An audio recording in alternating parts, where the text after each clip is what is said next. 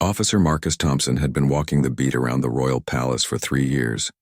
The morning of September 15th started like any other day. The sun was shining, tourists were taking photos, and the usual crowd of protesters gathered near the main gates. Marcus adjusted his radio and checked his watch. His shift supervisor had warned all officers about increased security that week due to a royal family event.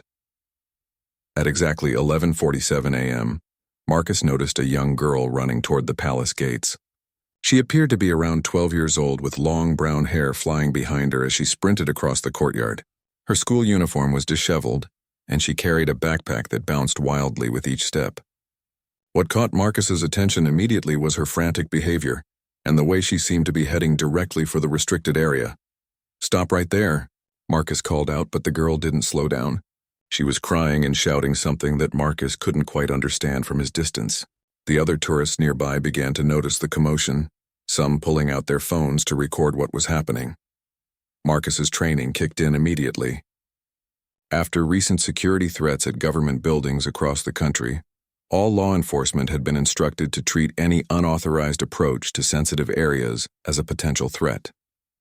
The girl was now only 50 feet from the palace entrance, where armed guards stood ready to intervene. "I said stop," Marcus shouted again, this time more forcefully. He began running toward the girl, his hand instinctively moving to his utility belt. The girl glanced back at him briefly, her face streaked with tears, but she continued running. Marcus could see the panic in her eyes, but protocol was protocol. The palace guards had now noticed the situation and were moving to intercept.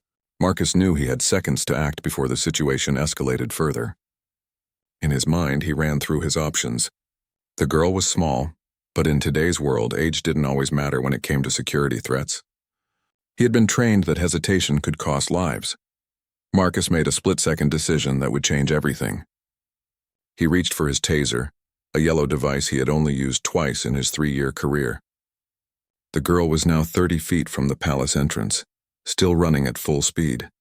The guards were shouting warnings, and the crowd of tourists was growing larger and more agitated. "Final warning," Marcus yelled, but the girl seemed completely focused on reaching the palace doors. He could hear her sobbing and calling out for someone, but her words were lost in the chaos of the moment. Marcus raised his taser, aimed carefully to avoid causing serious injury, and pulled the trigger.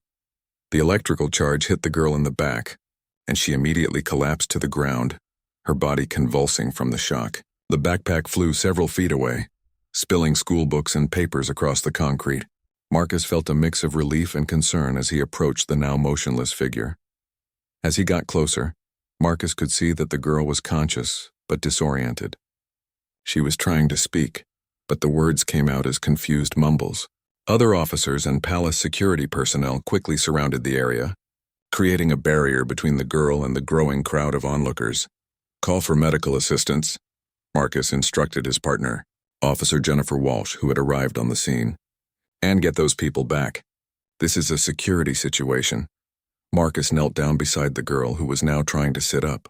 Her school uniform bore the crest of St. Margaret's Academy, one of the most prestigious private schools in the city. As his training required, Marcus began to check for any weapons or dangerous items. He found nothing but typical school supplies and what appeared to be a family photo. "What's your name, sweetheart?" Marcus asked gently, his tone much softer now that the immediate threat had passed. The girl looked up at him with confused, frightened eyes. She was clearly struggling to process what had just happened to her. I need to see," she stammered, her voice barely audible. "My daddy. He's in there. Something happened to Mommy." Marcus felt the first twinge of doubt about his actions. This didn't sound like the words of someone planning an attack. But he pushed the feeling aside. His job was to secure the area first and ask questions later. The paramedics would be there soon to check on the girl's condition. "We're going to help you," Marcus said, though he maintained his professional distance. "But first I need you to tell me your full name and why you were running toward the palace." The girl's eyes began to focus more clearly. She wiped her nose with the back of her hand and looked directly at Marcus. When she spoke, her voice was clearer, though still shaking from the trauma of being tasered. "My name is Charlotte," she said slowly. "Charlotte Elizabeth." As she continued to give her full name, Marcus felt the color drain from his face. The surname she spoke was one that every police officer in the city knew by heart. It was a name that appeared on official documents, briefings, and security protocols. It was a name that meant this 12-year-old girl was not just any child who had made a mistake. The realization hit Marcus like a physical blow. He had just used a taser on a member of one of the most prominent families in the country. Not just any prominent family, but one with direct connections to the very building she had been running toward. His hands began to shake as the full magnitude of his error became clear. Other officers nearby had heard the name too. Marcus could see the recognition dawning on their faces, followed quickly by expressions of concern and disbelief. The situation had just transformed from a routine security response into a potential career-ending disaster. As the ambulance sirens grew louder in the distance, Marcus realized that everything he thought he knew about this incident was wrong. The girl wasn't a threat to the palace. She belonged there. Charlotte Elizabeth Windsor Harrington. The name echoed in Marcus's mind as he stared down at the young girl. She was the daughter of Lord William Harrington, the Queen's private secretary, and Lady Catherine Windsor Harrington, a distant cousin to the royal family. More importantly, she lived in the private quarters adjacent to the palace during the school term. Marcus felt his stomach drop as the pieces fell into place. The girl hadn't been running toward the palace as an intruder. She had been running home. The prestigious school uniform, the familiarity with which she had navigated the courtyard, the desperate way she had called out for her father. It all made perfect sense now. "Oh God," Marcus whispered under his breath. Officer Walsh looked at him with concern, not yet understanding the gravity of what had just occurred. The paramedics arrived and immediately began checking Charlotte's vital signs. She was alert but still visibly shaken from the electrical shock. "I'm okay," Charlotte kept insisting to the medical team. "Please, I just need to find my father. There's been an accident." "My mother—" Her voice trailed off as tears began flowing again. Marcus's radio crackled to life with an urgent message from dispatch. "All units be advised. We have a code blue at St. Mary's Hospital. Lady Catherine Windsor Harrington was involved in a serious traffic accident at approximately 11:30 a.m. Family members are being notified." The radio message confirmed Marcus's worst fears. Charlotte had been running to the palace because her mother had been in an accident. She wasn't trying to cause harm. She was a frightened child seeking comfort from her father during a family emergency. And Marcus had stopped her with 50,000 volts of electricity. Palace Security Chief David Morrison approached the group, his expression grave. He had been monitoring the situation from the security office and had just received word about Lady Catherine's accident. When he saw Charlotte on the ground surrounded by medical personnel, his face went pale. "Dear Lord," Morrison muttered. "Charlotte, what happened? Your father has been looking everywhere for you. The school called when you ran off after hearing about your mother." Charlotte looked up at Morrison with relief. She had known him since childhood. He often played chess with her father in the evenings. "Uncle David, I need to see Daddy. Is Mummy going to be okay? The teachers wouldn't tell me anything and I got scared." Morrison's eyes moved from Charlotte to Marcus and understanding dawned immediately. The security chief had been in his position for 15 years and had seen many incidents, but nothing quite like this. A police officer had just tasered a child who was essentially royalty, right in front of the palace where dozens of tourists had recorded the entire event. "Officer Thompson," Morrison said quietly, pulling Marcus aside. "We need to contain the situation immediately. Do you understand what has just happened here?" Marcus nodded, unable to find words. His career was over, possibly his freedom too, depending on how the family chose to respond. Using excessive force on any child was serious enough. But this child had connections that reached the highest levels of government. The crowd of tourists had grown larger, and Marcus could see phones pointed in their direction from every angle. The videos were probably already being uploaded to social media. By evening, the story would be everywhere. Police officer tasers royal family member near palace. The girl ran toward the palace, Marcus finally managed to say. She wouldn't stop when ordered. "I followed protocol for a potential security threat." Morrison nodded grimly. "I understand you were doing your job, officer. But Charlotte has been running through these grounds since she could walk. She has security clearance higher than most government officials. She was coming home to find her father during a family crisis. Charlotte had overheard parts of their conversation. Despite her young age, She understood enough to realize that the police officer was in serious trouble because of what had happened. Uncle David, he didn't know who I was. I should have stopped when he told me to. I was just so scared about Mummy. Her unexpected defense of Marcus only made the situation more surreal. Here was a child who had just been unnecessarily tasered, trying to protect the officer who had hurt her. It was exactly the kind of grace and composure one might expect from someone raised in royal circles. Lord William Harrington came running across the courtyard, having been summoned from his office the moment Charlotte's name was mentioned on the radio. He was a tall, distinguished man in his early 50s, known for his calm demeanor even in crisis situations. But seeing his daughter on the ground surrounded by paramedics and police officers shattered his usual composure. "Charlotte," he called out, pushing through the crowd. When he reached her side, she immediately threw her arms around him, finally allowing herself to cry freely. "I was so scared, Daddy. The teachers said Mummy was hurt, but they wouldn't let me call you. I just wanted to come home." Lord Harrington held his daughter close while his eyes surveyed the scene. He quickly understood what had transpired.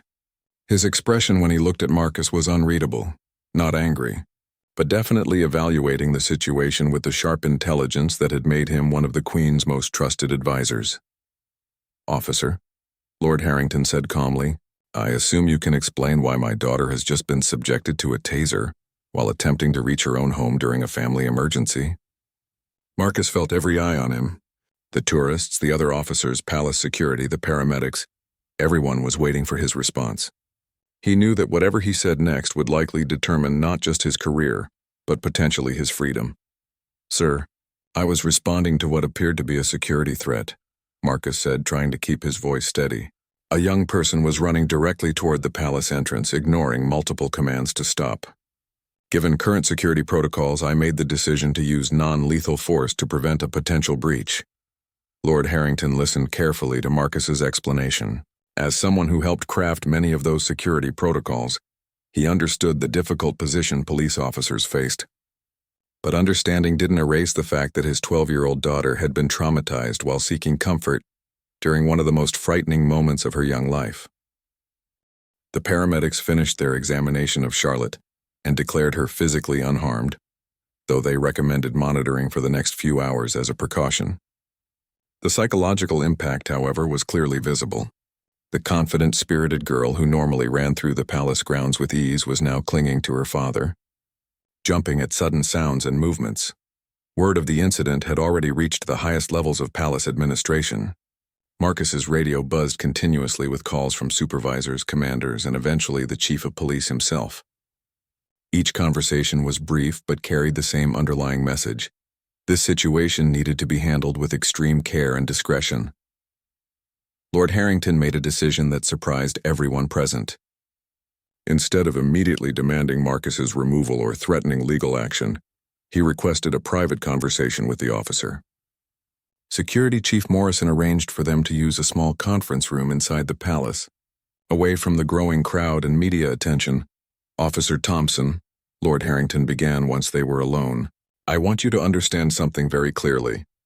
My daughter could have been seriously injured today.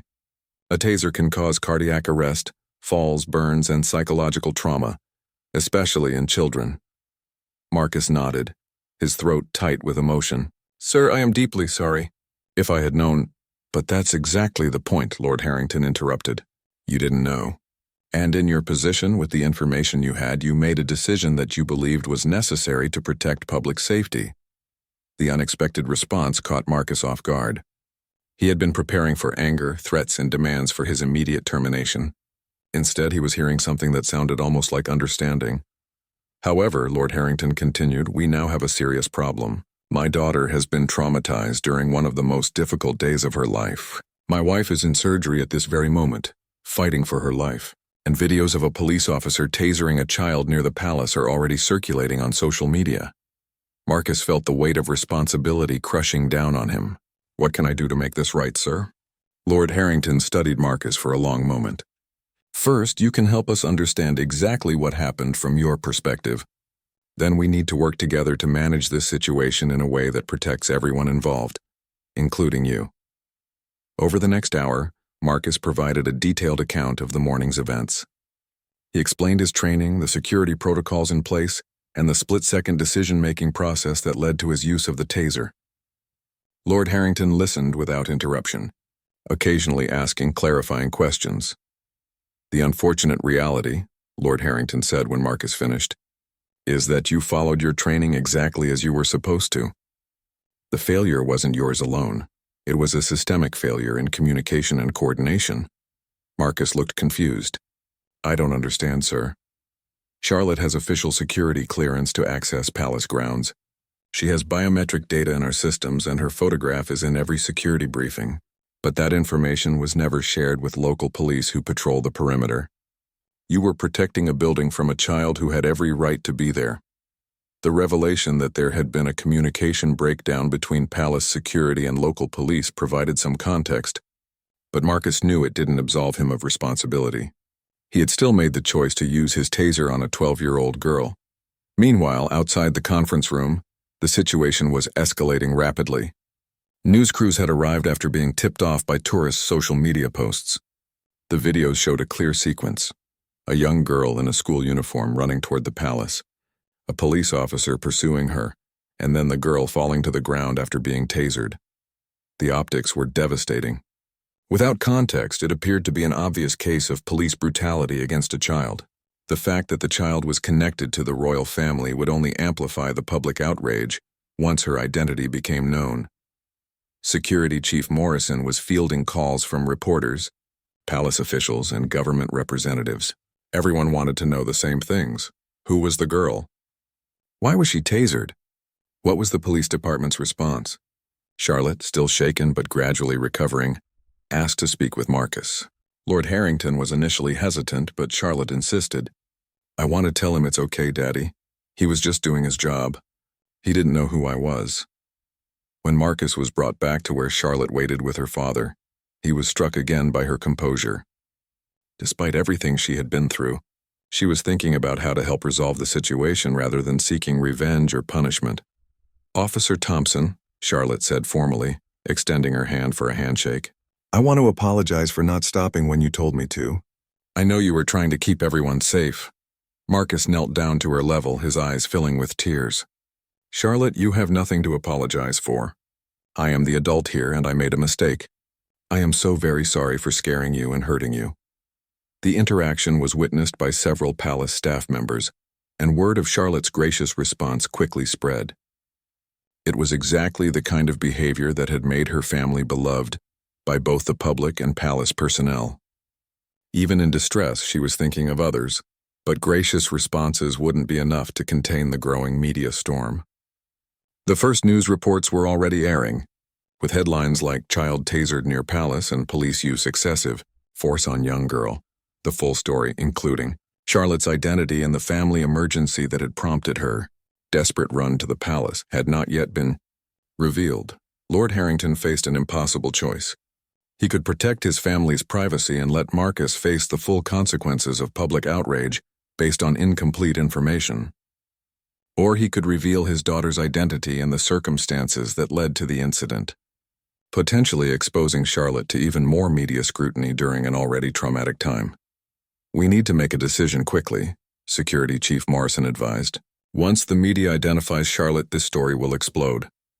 The narrative needs to be controlled before it gets away from us completely."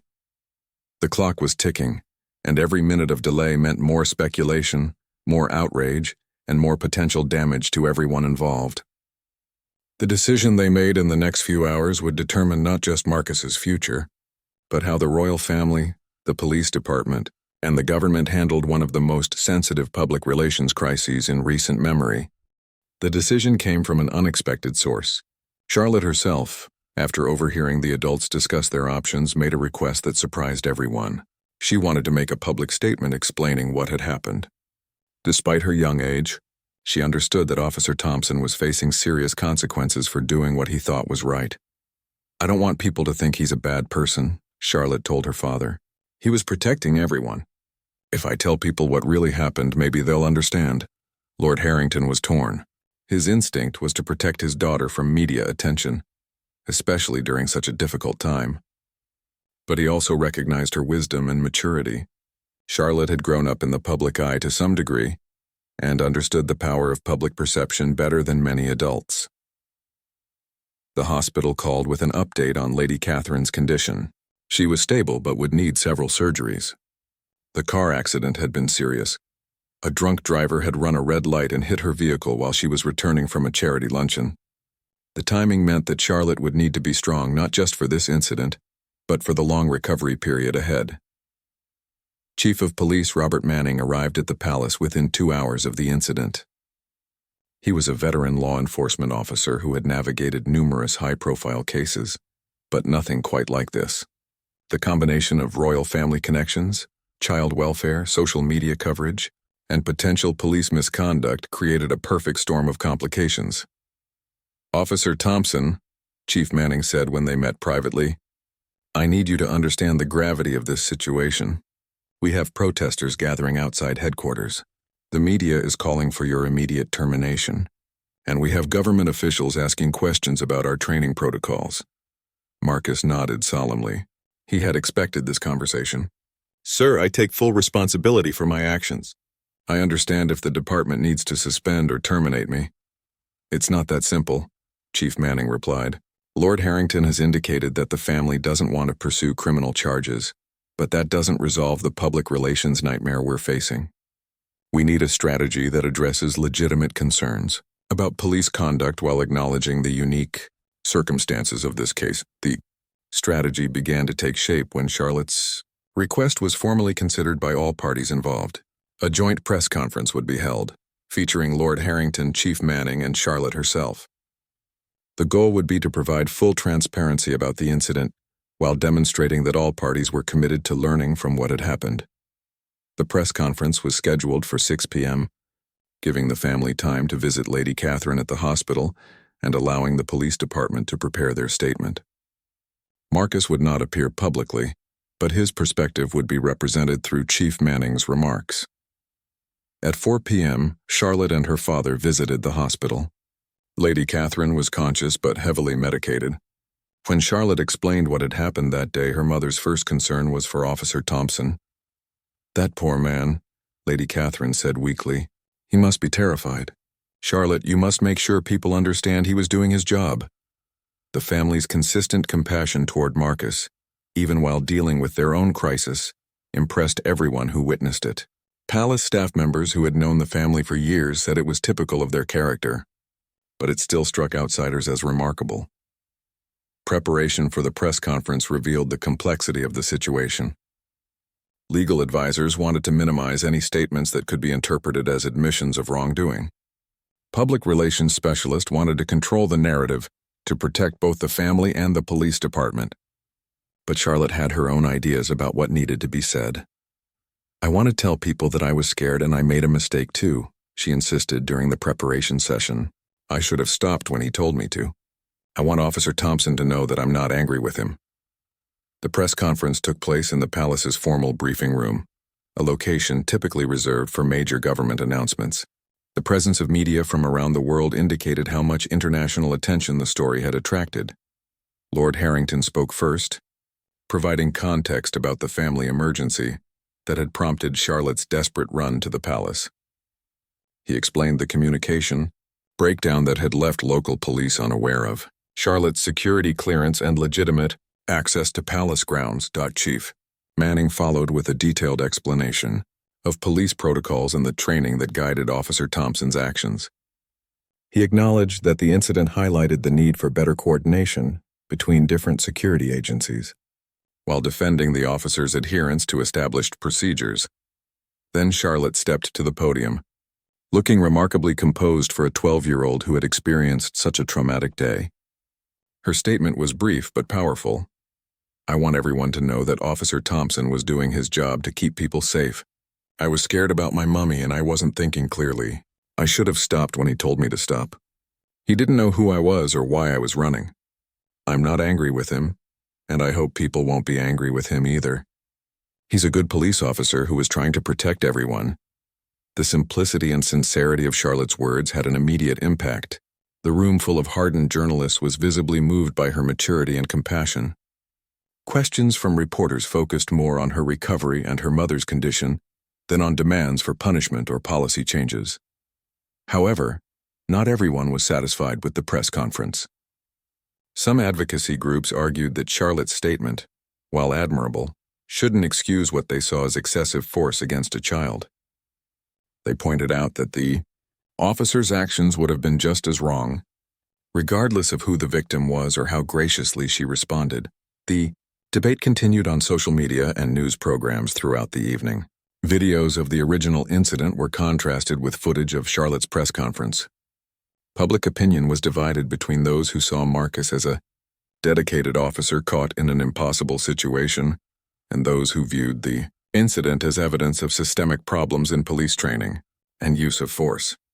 Marcus watched the press conference from his home, where he had been placed on administrative leave pending a full investigation. Seeing Charlotte defend his actions while clearly still processing her own trauma was almost unbearable. He realized that regardless of the official outcome, he would carry the weight of this incident for the rest of his life. The evening news coverage included interviews with child psychology experts, police training specialists, and constitutional law professors. The consensus seemed to be that while Marcus had followed his training, the incident exposed serious gaps in coordination between different security agencies and raised questions about the use of tasers on children under any circumstances. As the day ended, all parties involved knew that this was just the beginning. The formal investigation would take weeks or months to complete. The media attention would continue, and most importantly, a family was still dealing with a serious medical crisis while processing the trauma of having their child tasered by police. The investigation into the incident began the following morning, with interviews of all witnesses and a thorough review of security camera footage. Detective Inspector Sarah Collins was assigned to lead the inquiry, a choice that reflected the sensitivity of the case. Collins had 20 years of experience and a reputation for thorough, impartial investigations. The security footage revealed details that hadn't been apparent during the chaotic moments of the incident. It showed Charlotte running through the school gates, clearly distraught, and making her way across the city toward the palace. The cameras captured her growing desperation as she realized how far she had to travel and how little time she might have. More importantly, the footage showed that Charlotte had indeed heard Marcus's commands to stop. She had looked back at him several times but had continued running. To an outside observer, it appeared that she was deliberately ignoring police orders. The cameras also captured the exact moment when Marcus made the decision to use his taser, a split second when Charlotte was approximately 20 feet from the palace entrance. Detective Collins interviewed Marcus extensively over 3 sessions.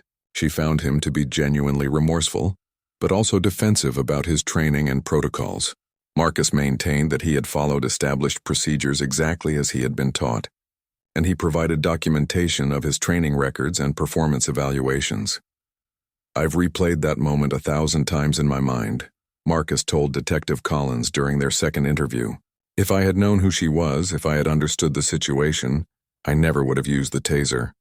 But in that moment, with the information I had, I believed I was preventing a potential security breach." Collins also interviewed Charlotte, with her father present and a child psychologist observing. Charlotte's account was consistent with the security footage and Marcus's statement. She acknowledged that she had heard the officer's commands but explained that her fear for her mother had overridden her usual good judgment. "I knew I should stop," Charlotte admitted, "but I kept thinking that maybe Daddy didn't know about Mummy yet and I had to tell him. I thought if I could just get to the palace, everything would be okay." The child psychologist noted that Charlotte was showing signs of trauma from both the incident and her mother's accident. She recommended ongoing counseling and suggested that the family maintain their normal routines as much as possible to help Charlotte process what had happened. Lady Catherine's recovery became a bright spot during an otherwise difficult period. Her surgeries were successful, and doctors predicted a full recovery within several months. She was able to return home after 2 weeks in the hospital, though she would need extensive physical therapy. The family's response to the incident continued to surprise observers. Rather than seeking maximum punishment for Marcus, they used their experience to advocate for better training and coordination between security agencies. Lord Harrington worked with government officials to develop new protocols that would prevent similar communication breakdowns in the future. 3 weeks after the incident, Charlotte returned to school. Her classmates and teachers had seen the news coverage, and she found herself the center of unwanted attention. Some students treated her differently because of her family connections. While others asked intrusive questions about the tasering incident, Charlotte's headmistress, Mrs. Elizabeth Thornton, called a special assembly to address the situation.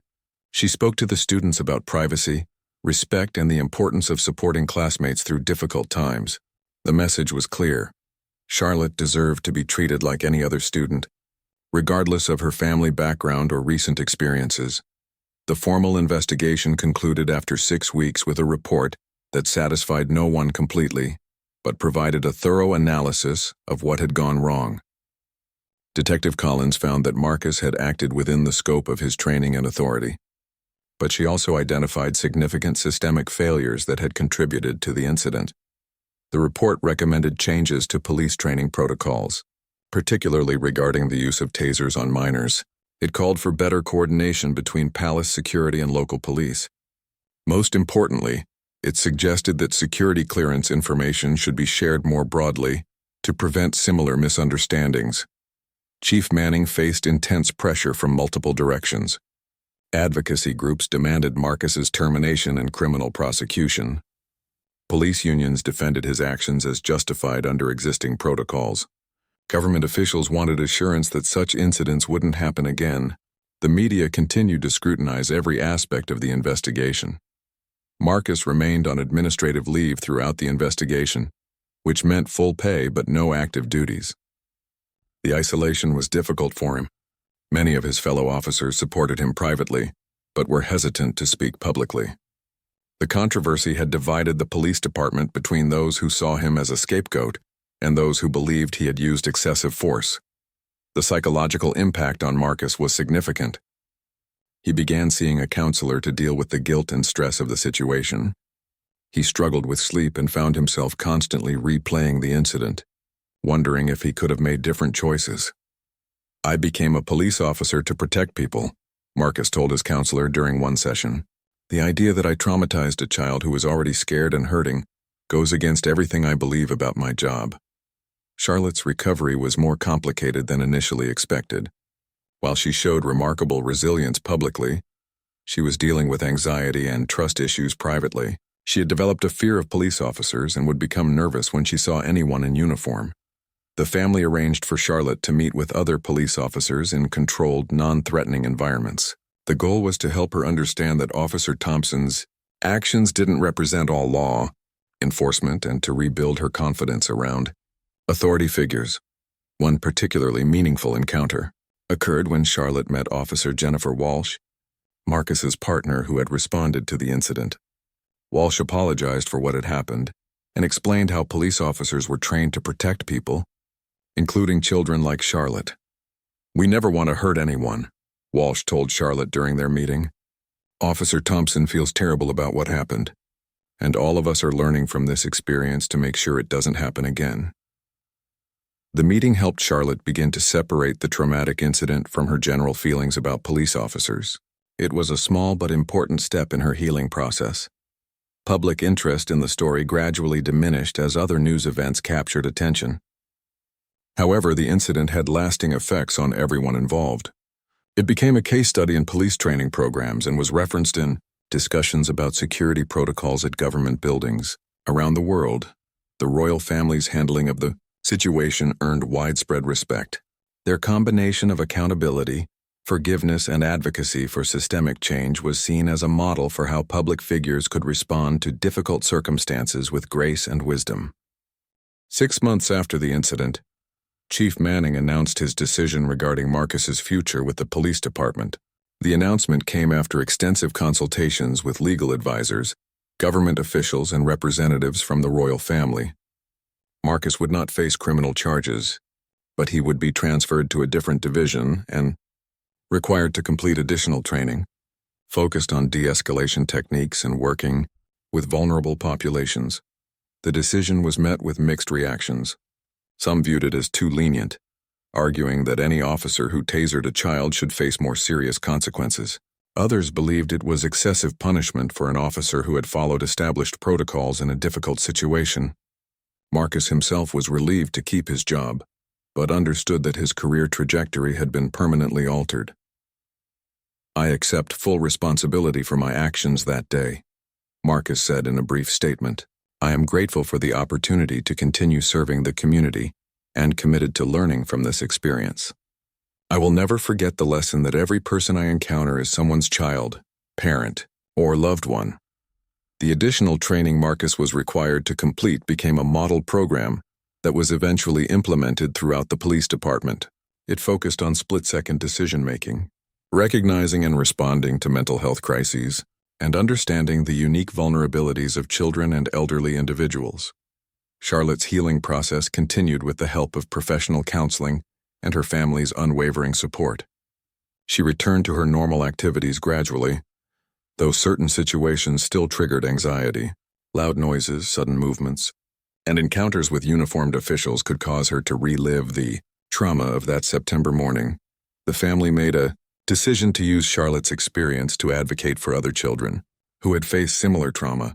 They established a foundation focused on supporting young victims of police encounters and funding research into the psychological effects of such incidents on minors. Lady Catherine's recovery proceeded better than expected. She regained full mobility and returned to her charity work within 4 months of the accident. The experience had given the family a new perspective on vulnerability and the importance of compassion in times of crisis. 1 year after the incident, Charlotte made an unexpected request. She wanted to meet with Marcus face-to-face to discuss what had happened. Her parents were initially hesitant, but her therapist believed it might be helpful for her healing process. The meeting was arranged at a neutral location, a private room at the Children's Hospital where Charlotte had been receiving counseling. Marcus was nervous about the encounter, unsure what to expect from a conversation with the child he had traumatized. Charlotte, now 13 and noticeably more mature, shook hands with Marcus when they met. She had prepared remarks that she had practiced with her therapist, but when the moment came, she spoke from her heart instead. "Officer Thompson, I wanted to tell you that I forgive you for what happened," Charlotte said simply. "I know you were scared too that day and you thought you were doing the right thing. I don't want you to feel guilty anymore." Marcus was overwhelmed by her words. "Charlotte, I want you to know how sorry I am. Not just for using the taser, but for not trying harder to understand the situation. I should have recognized that you were a child in distress, not a threat." Their conversation lasted for an hour, with both participants sharing their perspectives on that difficult day. Charlotte talked about her fear for her mother and her desperation to reach her father. Marcus explained his training and the pressure he felt to respond quickly to what appeared to be a security situation. The meeting was therapeutic for both of them. Charlotte felt that she had been able to express her feelings directly to the person who had hurt her.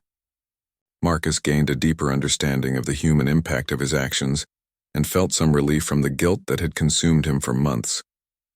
The encounter was kept private, but word of Charlotte's forgiveness eventually reached the media. Her maturity and compassion were contrasted with the ongoing debates about police accountability and reform. Some commentators argued that a child's forgiveness didn't absolve systemic problems with law enforcement practices. Marcus's new assignment was in the Community Outreach Division, where he worked with schools and youth organizations to build positive relationships between police and young people. The irony wasn't lost on him. The officer who had traumatized a child was now tasked with helping children feel safe around police. The work was challenging, but meaningful. Marcus found that his experience with Charlotte had given him unique insights into children's perspectives and fears. He could speak authentically about the importance of communication and understanding because he had learned those lessons through painful personal experience. Charlotte's foundation grew beyond its original focus on police-related trauma to address various forms of childhood crisis intervention. She became an articulate advocate for children's rights, speaking at conferences and policy meetings despite her young age. Her personal experience gave weight to her words that impressed adults who were accustomed to dismissing children's perspectives. The policy changes that resulted from the incident were implemented gradually across the country. Police departments were required to share security clearance information more broadly. Training programs were updated to emphasize de-escalation with minors.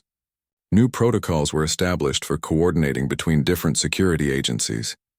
The changes weren't perfect, and similar incidents continued to occur occasionally.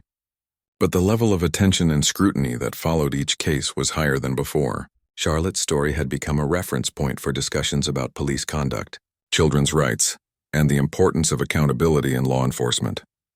Detective Collins, who had led the investigation, was promoted to chief inspector partly because of her thorough and fair handling of the case. She used her new position to advocate for more comprehensive training programs and better support systems for officers who found themselves in difficult situations. The incident also led to changes in how the royal family approached security. Children with palace access now carried special identification, and their photographs were distributed more widely among security personnel. The goal was to prevent future communication breakdowns that could lead to similar misunderstandings. As the second anniversary of the incident approached, all the key participants had moved forward with their lives, but none had forgotten the lessons learned that September day. The story had become part of their personal histories and had shaped their ongoing commitments to preventing similar tragedies. 5 years had passed since that September morning, and the incident that had changed so many lives had evolved from a crisis into a catalyst for meaningful change. Charlotte, now 17, was preparing for university while continuing her advocacy work with children who had experienced trauma from encounters with authority figures. Marcus had found his calling in community policing. His work with youth programs had earned recognition both within the police department and from community organizations. He often told his story to new recruits, using his experience as a powerful teaching tool about the importance of seeing the humanity in every situation. That day taught me that behind every call, every situation, every perceived threat, there are real people with real stories, Marcus would tell police academy classes. A split-second decision can change lives forever, and we have to carry that responsibility with us every day. The training program that had been developed from Marcus's additional requirements was now standard throughout the country. Studies showed a significant reduction in the use of force against minors, and several potentially similar incidents had been avoided when officers applied the new de-escalation techniques they had learned. Charlotte's foundation had expanded internationally, working with organizations in 12 countries to develop better protocols for children in crisis situations. She had testified before parliamentary committees, spoken at United Nations youth forums, and been recognized as one of the most influential young advocates of her generation. The personal relationship that had developed between Charlotte and Marcus surprised many observers. They maintained occasional contact, with Charlotte sometimes participating in Marcus's training sessions for new officers. Her perspective as someone who had experienced police force as a child provided invaluable insights that couldn't be learned from textbooks or simulations. When I speak to new officers, Charlotte explained during one interview, I try to help them understand that the person they're dealing with might be having the worst day of their life. I was terrified about my mother, confused about what was happening and desperately trying to get to the only person I thought could help me. Officer Thompson couldn't have known that, but I want other officers to consider those possibilities before they act. Lady Catherine made a full recovery and returned to her charitable work with renewed passion. The accident and its aftermath had given her family a deeper appreciation for the fragility of life and the importance of using their privileges to help others. She often spoke about how the kindness shown to them during their crisis had inspired their ongoing commitment to supporting vulnerable families. Lord Harrington had used his influence to push for broader reforms in how government security agencies coordinated with local law enforcement. The protocols developed after Charlotte's incident had been adopted by several other countries and were considered a model for preventing similar communication breakdowns. The media attention had long since moved on to other stories, but the incident remained a case study in crisis management, police reform, and the power of forgiveness. Business schools taught it as an example of how organizations could respond to public relations disasters with transparency and accountability. Marcus's personal life had also been transformed by the experience. He had married a social worker who specialized in trauma counseling, and they had 2 young children. The incident had made him more thoughtful about the kind of father he wanted to be, and the lessons he hoped to teach his children about responsibility, empathy, and making amends for mistakes. Charlotte's university plans included studying international relations and human rights law. She intended to continue her advocacy work while pursuing a career that would allow her to influence policy at the highest levels. Her experience had given her a unique perspective on the intersection of law enforcement, children's rights, and social justice. The psychological scars from the incident had faded but never completely disappeared. Charlotte still experienced occasional anxiety in certain situations, and she had learned to manage those responses through continued therapy and mindfulness techniques. She spoke openly about the ongoing nature of trauma recovery, helping to reduce stigma around mental health treatment. Marcus carried his own form of lasting impact from the incident. He had become hyper-aware of children's vulnerability and was known among his colleagues for his exceptional patience and gentleness when dealing with young people. The guilt he had initially felt had transformed into a heightened sense of responsibility and purpose. The broader community had also been changed by the incident. The transparency with which it had been handled had actually increased trust in both the police department and the royal family. People appreciated seeing institutions acknowledge mistakes and work to prevent their recurrence, rather than simply defending their actions. On the 5th anniversary of the incident, Charlotte and Marcus participated together in a symposium on police reform and children's rights. Their joint presentation was a powerful demonstration of how adversaries could become allies in pursuit of positive change. "Our story isn't really about that one terrible day," Charlotte told the audience. "It's about what happened next. It's about choosing growth over blame, learning over defensiveness, and working together to make sure other children don't experience what I went through." Marcus added, "I can't change what I did that day, but I can spend the rest of my career making sure the lessons we learned are passed on to others. Every officer I train, every child I meet in the community, every policy we improve, that's how we honor what Charlotte went through and make it meaningful." The incident had created ripple effects that extended far beyond the immediate participants. Police departments around the world had updated their training. Child advocacy organizations had new resources and protocols. Families had better support systems for dealing with trauma. Government agencies had improved coordination procedures. Most importantly, the story had demonstrated that even the most difficult situations could lead to positive outcomes when people chose understanding over anger, growth over stagnation, and collaboration over conflict. Charlotte's forgiveness hadn't excused what had happened, but it had created space for learning and healing that might not have existed otherwise. As both Charlotte and Marcus looked toward their futures, they carried with them the knowledge that a single moment of crisis had become a lifetime commitment to preventing similar pain for others. Their story had evolved from a shocking mistake into a testament to the possibility of redemption, growth, and positive change emerging from even the most difficult circumstances. The incident would always be part of their personal histories, but it had become a source of purpose rather than just pain. In choosing to learn from their experience and use it to help others, they had transformed a moment of trauma into a legacy of hope and positive change that would continue long after their story faded from public memory.